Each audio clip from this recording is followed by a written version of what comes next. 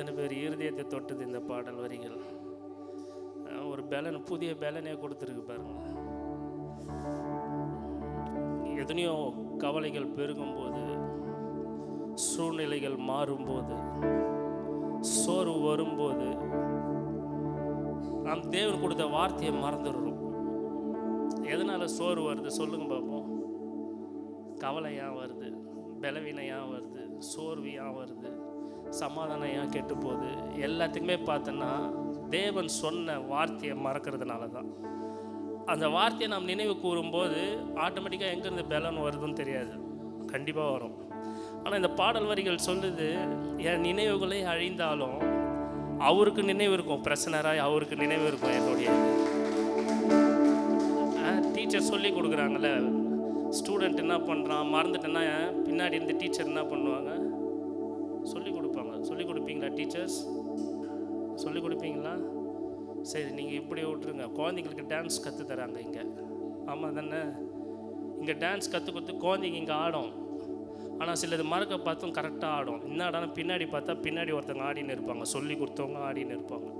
அந்த குழந்தைங்க மறந்தாலும் சொல்லி கொடுத்தவங்க மறக்க மாட்டாங்க.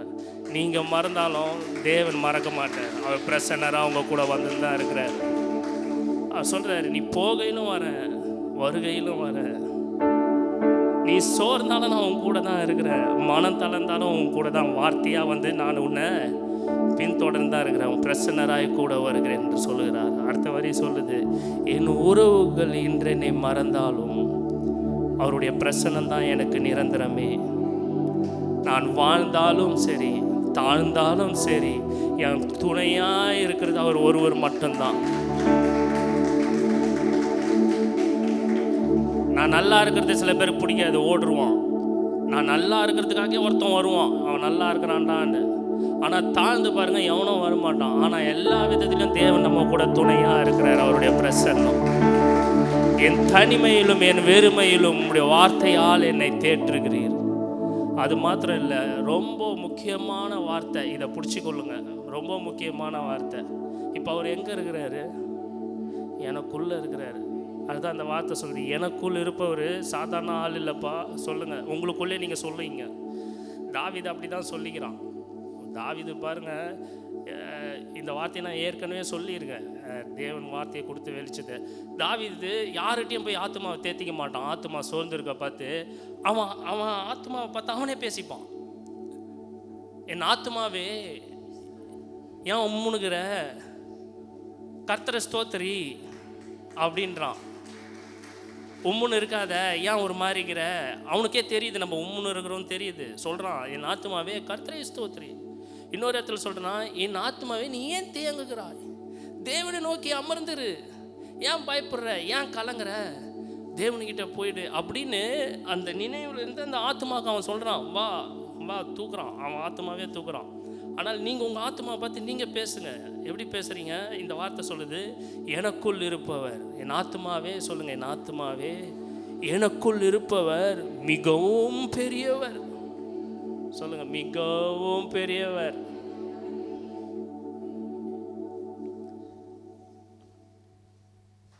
ஆபிரகாமுக்கு கர்த்தர் வாக்குத்தத்தம் கொடுக்க பார்த்து, நான் நிச்சயமாகவே உன்னை ஆசீர்வதித்து உன் பெயரை சொல்லுங்கள். எல்லாருமே சொல்லுங்கள், நீங்கள் தான் சொல்லிக்கணும், பக்கத்தில் கூட சொல்ல வேணாம், நீங்களே சொல்லிங்க. நிச்சயமாகவேனா அங்கே தேவன் சாதாரணமாக சொன்னாலே நந்துரும். அவர் வந்து சொல்கிறாரு, நிச்சயமாகவே நான் உன்னை ஆசீர்வதித்து உன்னை பெருக செய்வேன். இதை எப்படி வாக்கு பண்ணுறாரு தெரியுங்களா? அவர் அருமையான வார்த்தை. இதை எப்படி வாக்கு பண்ணுறாரு? இதெல்லாம் போடுமா? இதெல்லாம் இந்த டைமில் வர்றது, அதனால் போடுங்க. அவர் சொல்கிறாரு, அவருக்குள்ளே பார்க்குறாரு. யார்? தேவன் அவருக்குள்ளே பார்த்துன்னு ஒரு வாக்கு பண்ணுறாரு. அடுத்த வசனத்தில் சொல்கிறாரு, ஃபஸ்ட்டு அவருக்குள்ளே பார்த்து வாக்குத்தத்தம் பண்ணிட்டாரு. அடுத்த வரியில் படிச்சிங்கன்னே வந்தீங்கன்னு வச்சிங்கன்னா, எனக்கு தெரில எந்த அதிகாரம் தெரில, பட் ஆதி ஆகமத்தில் தான் வரும், எடுக்க வேணாம், நீங்கள் வீட்டில் போய் படிங்க. அடுத்த அதிகாரத்தில் படிச்சுன்னு வச்சிங்கன்னா அவர் அழகாக சொல்லுவார், ஒரு மனுஷன் யார் நிமித்தம் வாக்கு பண்ணுவான்னா, தொபரா என்னை விட பெரியவர் ஒருத்தர் இருக்கிறாரு, இவர் சத்தியமாக சொல்கிறேன் நான் உனக்கு அதை செய்வேன். அவர் சத்தியமாக சொல்கிறேன்னா அவர் தான் பெரியவர். அவர் சத்தியமாக சொல்கிறேன்னா அதை மீறவே முடியாது அப்படின்னு அர்த்த வசனத்தில் சொல்கிறாரு. ஆனால் ஆபிரகாம் ஆசீர்வதிக்க பற்றி எப்படி சொல்கிறாரு தெரியுங்களா? அவர் பார்க்குறாரு, தன்னை விட பெரியவர் யாராவது இருக்கிறாரான்னு பார்க்குறாரு, ஒருவரும் இல்லையா. அதனால் இவரே பெரியவராக எண்ணி ஆபிரகாமுக்கு ஆணையிடுறார். இவரே தபார் நல்லா கைத்தட்டு, நல்லா கைத்தட்டு. இந்த உம்முன்னு உக்காந்து கை தட்டுறெல்லாம் வச்சுன்னு இருக்கிறார்.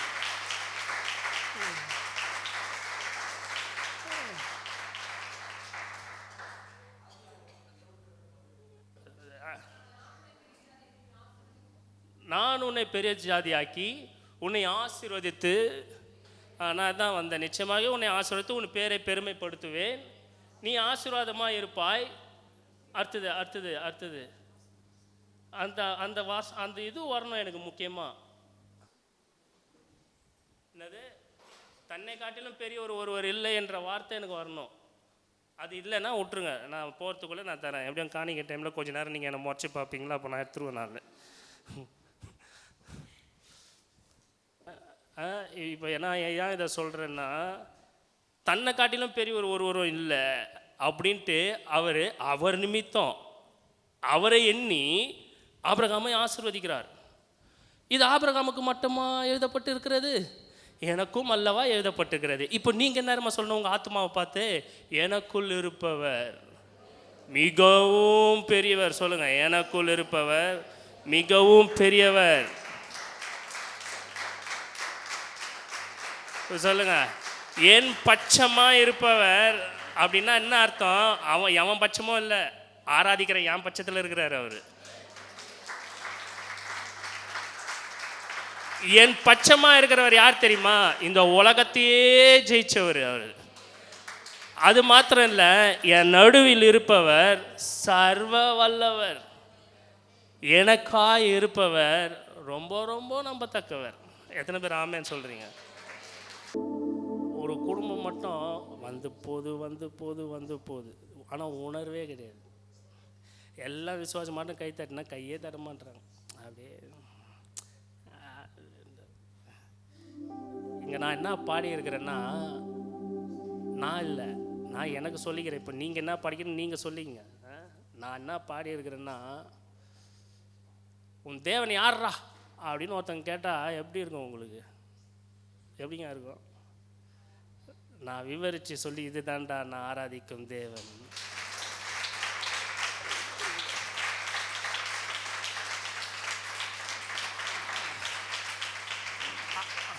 அத்தோட நிறுத்தல, இதுதான் நான் ஆராதிக்கும் தேவன், அத்தோட நிறுத்தல, இதிலும் இன்னும் மேலானவைகளை செய்வார். அங்கே நிற்கிது பாயிண்ட்டு. சொல்லுங்க, அங்கே நிற்கிது. சொல்லுங்க, சொல்லணும். அப்பா கவுனி எல்லாரும் சொல்லுங்க, அங்கே நிற்கிது. ஒருத்தங்க தான் அழகாக சொல்கிறாங்க. இதெல்லாம் ரொம்ப உணர வேண்டிய விஷயம். ஏதோ சிரிப்புன்னு இல்லை, உணர்ந்தால் தான் அந்த சிரிப்பு வரும் இல்லை? நான் உணர்ந்த உடனே விசுவாசம் பெருகிடுது. விசுவாசம் பெருகினோடனே சிரிப்பு ஆட்டோமேட்டிக்காக சந்தோஷம் மகிழ்ச்சியும் அடைவார்களாம். சொல்லுங்க, சந்தோஷமும் மகிழ்ச்சியும் அடைவார்களாம், சஞ்சலமும் தவிப்போம். என்னம்மா வசனம் பாருங்களா? வசனம் எப்படி ஆரம்பிக்கும்? அது ஸ்டார்டிங்கு நித்திய மகிழ்ச்சி. சொல்லுங்க, எல்லாருமே சொல்லுவோமா? எல்லாருமே சொல்லுவோம்.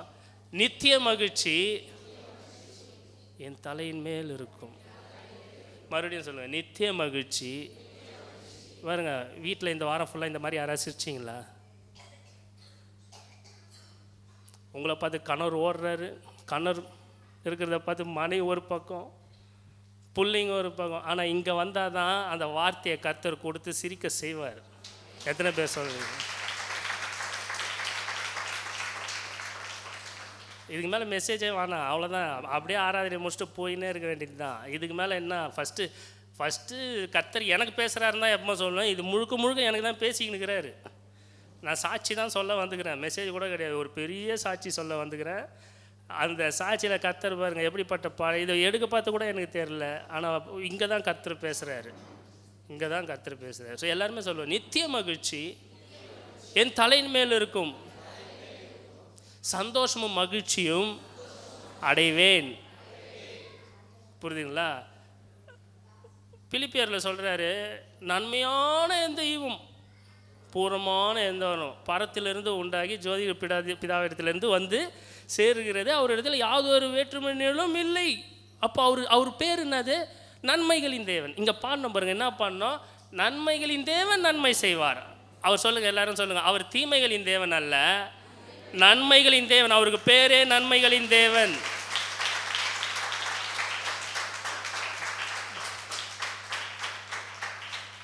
ஆமாம், தீங்கு வந்தாலும் அது துரத்தி விட்டுறாரு. சொல்லுங்கள், தீங்கு வந்தால் அது துரத்தி விட்டுறாரு. அது அவர்லாம் அவர் கூட துரத்தலை. அவர் சொல்லுங்கள், தீங்கு வந்தால் அவர் துரத்துறவர் கூட கிடையாது. சொல்லுங்கள், தீங்கு வந்தால் அவர் துரத்துறவர் கிடையாது, அதுவாக ஓடிடும். நான் சொல்ல, வசனம் சொல்லுது, வசனம் சொல்லுது. இங்கே ஒரு மறுபடியும் சொல்ல, நித்திய மகிழ்ச்சி அவர்கள் தலையின் மேல் இருக்கும். நீங்களாம் யாரு? கர்த்தரால் மீட்கப்பட்டவர்கள் திரும்பி ஆனந்த களிப்புடன் பாடி சீயோனுக்கு நோனி. அங்கே நினச்சிடாதீங்க, ஆமாம் இங்கே நினைங்க. ஆமாம், இல்லை எனக்கு எல்லாம் அங்கே தான் இருக்குதுன்னு சொன்னால் வாங்க 2ஆம் ஞான ஸ்நானம் கொடுக்குறேன். மேலே போயிட்டு படிக்கிட்ட இப்படி இறங்க மாட்டேன், அப்படி இறக்கி விட்டுருவேன். சீயோனுக்கு வருவார்கள், நித்திய மகிழ்ச்சி. சொல்லுங்கள், என் தலையின் மேல் இருக்கும். தலை பாரமாக இருக்குது பிரதர். இப்போ சொல்லுங்கள், தலை ஃப்ரீ ஆயிடுச்சு, நித்திய மகிழ்ச்சி என் தலையின் மேல் இருக்கும், சந்தோஷமும் மகிழ்ச்சியும் அடைவார்கள். இதெல்லாம் சும்மா இல்லை, வாக்கு தத்துவம். இதெல்லாம் புரியுதுங்களா? வாக்கு தத்துவம் பண்ணினவரே அதை நிறைவேற்ற வல்லவராக இருக்கிறார்.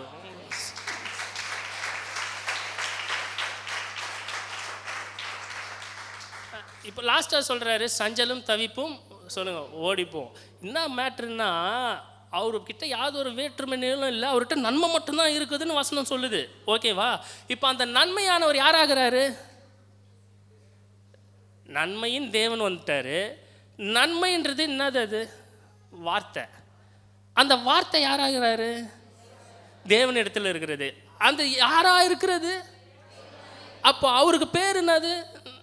நன்மை. அப்போ அந்த நன்மை அவர் வந்துட்டாருன்னா, வார்த்தை வரல, தேவனே என்கிட்ட வந்துட்டாருன்னா, இப்போ சஞ்சலம் தவிப்பு இருக்குமா? இருக்குமா? இயேசுவின் நாமத்தில் போ, கிடையவே கிடையாது. அவர் வந்துட்டாருன்னா அதுவா ஓடுது. சொல்லுங்க, பக்கத்தில் பார்த்து சொல்லுங்க, சஞ்சலமும் தவிப்பும் உன்னை விட்டு விலகலை, உன்னை விட்டு போகலை, ஓடுது.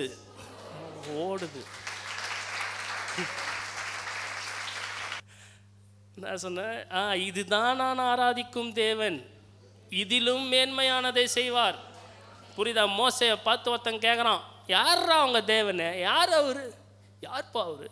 நானே பார்க்கணும் போல இது அப்படின்ற மாதிரி. யாரா அவரு? உங்கள் தேவனா? யார் அவருன்றான். யார்? பார்வோன். ஒன்றுமே சொல்லலை, கம்முன்னு வந்துட்டான், ஒன்றுமே சொல்லலை. உங்கள் தேவனா அவர்? பார்த்தான், கடைசியில் அவர் யாருன்றத பார்த்தானா, பார்த்ததோடு அவன் கதை முடிஞ்சுது. ஆமாவா இல்லையா?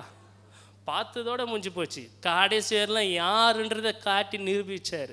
ஒருத்தன் வந்து தேவனை பார்த்து யாரான்னு ஒருத்தவங்களை பார்த்து கேட்டான்னு வச்சிங்க, சொல்லுங்க, பக்கத்தில் பார்த்து சொல்லுங்க. இப்போ பக்கத்தில் பார்த்து வானா, உங்கள் இருதயத்துக்கே பேசுங்க.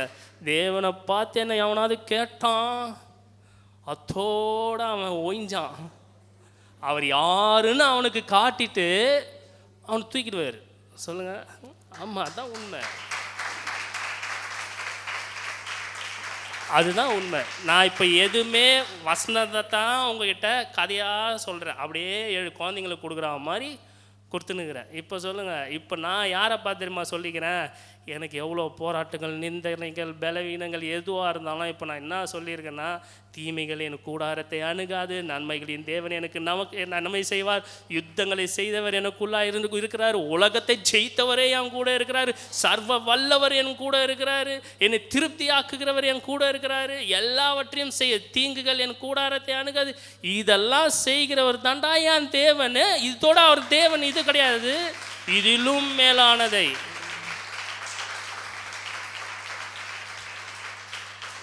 ஆனால் தான் அவர் சொல்லிட்டார் பாரு, இதிலும் மேலானவைகளை காண்பாய். சொல்லுங்கள், பக்கத்தில் பார்த்து சொல்லுங்கள், நீ இனியும் இதிலும் மேலானவைகளை பார்ப்ப, இதிலும் மேலானவைகளை பார்ப்ப. எத்தனை பேர் விசுவாசி சந்தோஷமாக இருக்கிறீங்களா?